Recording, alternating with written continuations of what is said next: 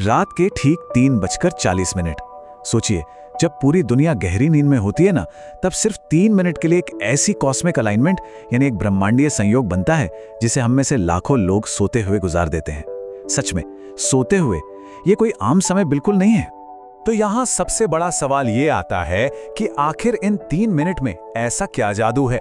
दरअसल ये सवाल हमें एक ऐसे 21 दिन के अभ्यास की तरफ ले जाता है जो बिना किसी अंधविश्वास या उन महंगे महंगे कोर्सेज के आपकी जिंदगी के फ्लो को प्रैक्टिकली पूरी तरह बदल सकता है। यकीन मानिए, ये सच में हैरान कर देने वाला है। तो चलिए, इस नए और बेहद खास एक्सप्लेनर में आपका स्वागत है। आज हम सीधे इस मिस्ट्री के अंदर उतरेंगे, द 3:40 AM सीक्रेट। प्राचीन ज्ञान और आज के मॉडर्न साइंस का एक बिल्कुल अनोखा संगम। यह ब्रह्म मुहूर्त का एक ऐसा रहस्य है जिसे आम लोगों से हमेशा बहुत दूर रखा गया है। तो आइए इस मिस्ट्री को एकदम लॉजिकल और स्ट्रक्चर्ड तरीके से डिकोड करते हैं। हिस्सा पहला, द 3:40 AM मिस्ट्री। आगे बढ़ने से पहले एक बहुत बड़ा मिथ यानी एक गलतफहमी को तोड़ना बहुत जरूरी है। देखिए, ज्यादातर लोग सोचते हैं कि ये कॉन्सेप्ट बस सुबह जल्दी उठने के बारे में है, पर सच्चाई कुछ और ही है।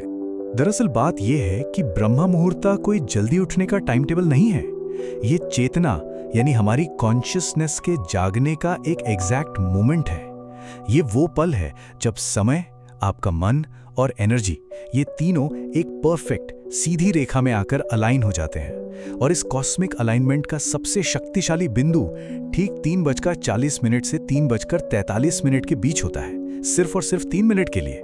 दूसरा हिस्सा, काशी और कॉस्मिक अलाइनमेंट।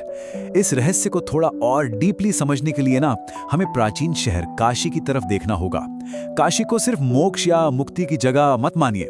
इसका एक बहुत ही सीक्रेट और फंक्शनल रूप भी है जिसके बारे में ज्यादातर लोग नहीं जानते।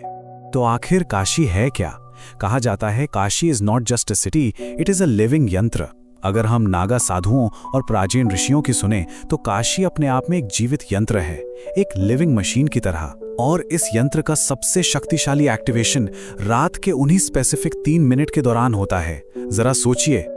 और पता है, इसी वजह से जो सच्चे साधक होते हैं वो या तो पूरी रात सोते ही नहीं, या अपना शेड्यूल ऐसे सेट करते हैं कि उनका ध्यान सिर्फ और सिर्फ उस ठीक 3:30 AM की विंडो को पकड़ने पर हो। उनका पूरा नाइट रूटीन सिर्फ इस कॉस्मिक एनर्जी की एक छोटी सी झलक पाने के लिए डिजाइन होता है। तीसरा हिस्सा, द साइंस ऑफ कॉन्शियसनेस। अब लग रहा होगा कि ये सब थोड़ा धार्मिक या रहस्यमयी साउंड कर रहा है, राइट? लेकिन आइए देखते हैं कि कैसे आज की आधुनिक साइंस इन्हीं प्राचीन बातों को पूरी तरह से प्रमाणित कर रही है। सबसे दिलचस्प बात यह है कि प्राचीन ज्ञान और मॉडर्न साइंस दोनों प्रैक्टिकली एक ही बात कह रहे हैं, बस उनकी भाषा अलग है। एक तरफ जहां प्राचीन योगी इसे थर्ड आई डोरवे या कॉस्मिक अलाइनमेंट कहते हैं, वहीं मॉडर्न न्यूरोसाइंस इसे पाइनियल ग्लैंड की मैक्सिमम सेंसिटिविटी और peak theta gamma brain waves के रूप में पहचानती है। यह सीधे तौर पर बताता है कि इन 3 मिनट में हमारे दिमाग का सबकॉन्शियस हिस्सा कितना ज्यादा रिसेप्टिव यानी चीजों को ग्रहण करने के लिए तैयार होता है। अगर हम इन बायोलॉजिकल पॉइंट्स को थोड़ा ध्यान से समझें तो ठीक 3:40 पर दिमाग में थीटा और गामा वेव्स अपने बिल्कुल पीक पर होती हैं। आपका सबकॉन्शियस माइंड पूरी तरह से खुल जाता है। जो पीनियल ग्लैंड है वो मैक्सिमम सेंसिटिविटी पर होती है। और याद रहे, ये वही सेंटर है जो हमारे सपनों, इंट्यूशन और डीप क्लैरिटी को कंट्रोल करता है। इसी वजह से ये 3 मिनट सबकॉन्शियस पैटर्न्स को दोबारा लिखने के लिए सबसे बेस्ट टाइम होता है। चौथा हिस्सा, द 4 स्टेप शिवा फॉर्मूला। आखिर इन 3 मिनट का सही और प्रैक्टिकल इस्तेमाल कैसे करें? इसके लिए एक बेहद एक्शनेबल तकनीक है, पर एक चीज ध्यान रखिएगा, इसे कोई धार्मिक कर्मकांड या मंत्र मत समझिए। ये एकदम सटीक और डीपली साइकोलॉजिकल अभ्यास है। तो ये प्रैक्टिस काम कैसे करती है? पहला स्टेप है पोस्चर। ठीक 3:40 पर उठकर सीधे बैठना है, आंखें बंद, हल्की रोशनी होनी चाहिए और हाँ, मोबाइल बिल्कुल दूर। दूसरा स्टेप, अगले 60 सेकंड तक गहरा श्वास लेना और छोड़ना है, बिना रुके। इस दौरान कुछ एक्टिवली याद नहीं करना है, बस आपको अपने खुद के होने का एहसास करना है। तीसरा स्टेप, अगले 60 सेकंड मेंटल एम्प्टीनेस यानी पूरी शांति पर ध्यान लगाना है। और आखिरी स्टेप, बचे हुए 60 सेकंड में एक प्योर इंटेंशन, एक संभावना को महसूस करना है।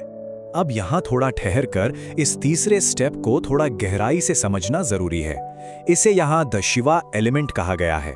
इन 60 सेकंड्स के लिए मन में कोई शब्द नहीं होना चाहिए, कोई मूर्ति नहीं, कोई फिजिकल आकार नहीं। मन के बिल्कुल बीचों बीच एक शांत बिंदु पर ध्यान लगाना है। यहाँ शिवा का मतलब उस शून्यता यानी एम्प्टीनेस से है जहाँ भले ही कुछ ना हो, लेकिन आखिर में सब कुछ वहीं से पैदा होता है। दिमाग को बस पूरी तरह खाली होने देना है। और उसके बाद आता है चौथा स्टेप, द इंटेंशन। ये आखिरी 60 सेकंड्स ना सबसे खास होते हैं। यहाँ ध्यान रखना है कि किसी स्पेसिफिक मटेरियल रिजल्ट या आउटकम की इमेज नहीं बनानी है। आपको बस इस बात को डीपली महसूस करना है कि जो आकांक्षा है, जो आप इंटेंसली चाहते हैं, वो पहले से ही संभव हो चुका है। इस वक्त सिर्फ उस पॉसिबिलिटी के एहसास को अपने अंदर बरकरार रखना है। पांचवा हिस्सा, द 21 डे ट्रांसफॉर्मेशन। अब देखिए, क्योंकि इस अभ्यास में सबकॉन्शियस माइंड अपने पुराने पैटर्न्स को दोबारा लिख रहा होता है, तो इसमें थोड़ा वक्त लगता है। इसलिए शुरुआती 1-2 दिनों में ही तुरंत किसी चमत्कार की उम्मीद बिल्कुल मत रखिएगा। इसमें थोड़ा धैर्य चाहिए। तो इसका असर आखिर दिखता कब है? पता है, शुरू के कुछ दिन शायद एकदम नॉर्मल लगे, लेकिन पहले 7 दिन बाद आपके अंदर के रिएक्शंस नेचुरल तरीके से चेंज होना शुरू हो जाते हैं। 14 दिन आते आते एक एक्सटर्नल शिफ्ट महसूस होता है, यानी दूसरे लोगों के आपसी बात करने का तरीका और आपसी इंटरैक्शंस बदलने लगते हैं। और ठीक 21 दिन बाद आपके सबकॉन्शियस पैटर्न्स पूरी तरह से रीराइट हो चुके होते हैं। इससे एक बहुत ही गहरा इंटरनल शिफ्ट आता है। इंसान वही रहता है, पर उसके अंदर का फ्लो पूरी तरह बदल जाता है। यहाँ पर एक बहुत जरूरी बात समझनी होगी। Law of attraction is not the rule of asking, it is the rule of becoming. यानी आकर्षण का नियम मांगने का नियम नहीं है, ये बनने का नियम है। इन 3 मिनट के दौरान जब आपका सबकॉन्शियस माइंड पूरी तरह रिसेप्टिव और खुला होता है, तब जो कुछ भी डीपली महसूस किया जाता है ना, ब्रह्मांड उसे ही एब्सोल्यूट सच मान लेता है। ये पूरा प्रोसेस सिर्फ और सिर्फ इंटरनल अलाइनमेंट का खेल है।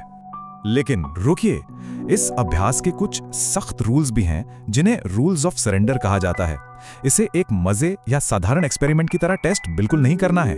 इस प्राचीन तकनीक के प्रति एकदम टोटल सरेंडर होना चाहिए। कोई शक नहीं, कोई स्केप्टिसिज्म नहीं। इसे पूरे 21 दिन तक बिल्कुल बिना किसी एक्सपेक्टेशंस के करना जरूरी है। फोकस इस बात पर नहीं होना चाहिए कि बाहर की दुनिया को कैसे कंट्रोल करें, बल्कि ध्यान स्ट्रिक्टली अंदर के अलाइनमेंट पर होना चाहिए। तो इस एक्सप्लेनर के अंत में हम इस सबसे अहम सवाल पर आकर रुकते हैं कि आखिर क्या होता है जब मन पूरी तरह से इन 3 मिनट और 40 सेकंड के कॉस्मिक अलाइनमेंट को समर्पित हो जाता है। दरअसल ये एक ऐसा प्रश्न है जिसका उत्तर आपको सिर्फ फैक्ट्स और डेटा देखकर नहीं मिल सकता।